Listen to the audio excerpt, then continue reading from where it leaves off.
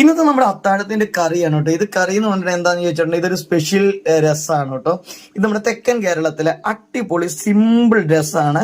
ഈ രസം ഇങ്ങനെ ഉണ്ടാക്കി വെച്ച് കഴിഞ്ഞിട്ടുണ്ടെങ്കിൽ ഇത് ഇങ്ങനെ ഞാനിപ്പോ കാണിക്കണമല്ലോ, ഇങ്ങനെ ഇളക്കൊന്നും ചെയ്യരുത് തവിയിട്ട്. ഇതിങ്ങനെ വെച്ച് കഴിഞ്ഞിട്ടുണ്ടെങ്കിൽ നല്ല മൺപാത്രത്തിന്റെ അകത്ത്, മൺകലത്തിന്റെ അകത്ത്, ഉറിയിലാണ് പണ്ട് കാലത്ത് അമ്മയുടെ ഒക്കെ വീട്ടിൽ വെച്ചിരുന്നത്. 4-5 ദിവസം ഇരുന്നാലും ഈ രസം കേടാവത്തില്ല, അതുപോലെ ഇരിക്കും. മൂടി കെട്ടി അങ്ങ് വെച്ചിരുന്ന് കഴിഞ്ഞിട്ടുണ്ടെങ്കിൽ. അപ്പൊ ഇന്ന് നമുക്ക് ഈ ഒരു രസം ഇതിങ്ങനെ തവില് കോരി കോരി കോരി കുടിക്കാട്ടോ. ഈ രസവും ഒപ്പം നമ്മുടെ ചോറ് കാണിച്ചു തരാവേ.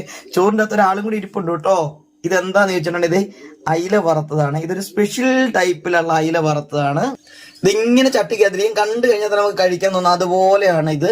ഇത് സിമ്പിൾ ആണ് കേട്ടോ. ഇതിൻ്റെ അകത്ത് മസാലയൊക്കെ നമ്മുടെ വീട്ടിലുള്ള സാധനങ്ങളൊക്കെ മാത്രം ഉപയോഗിച്ച് ചെയ്യുന്ന ഒരു ഫിഷ് ഫ്രൈ ആണിത്. ഈസിയാണ്. അപ്പൊ ഇതിന് ചില ടെക്നിക്കുകളും ടിപ്സുകളും ഒക്കെ ഉണ്ട്. അങ്ങനെ നമ്മുടെ അയിലയും നമ്മുടെ രസവും കൂടെ ഒഴിച്ചിട്ടാണ് കേട്ടോ ഇന്നത്തെ അത്താഴം.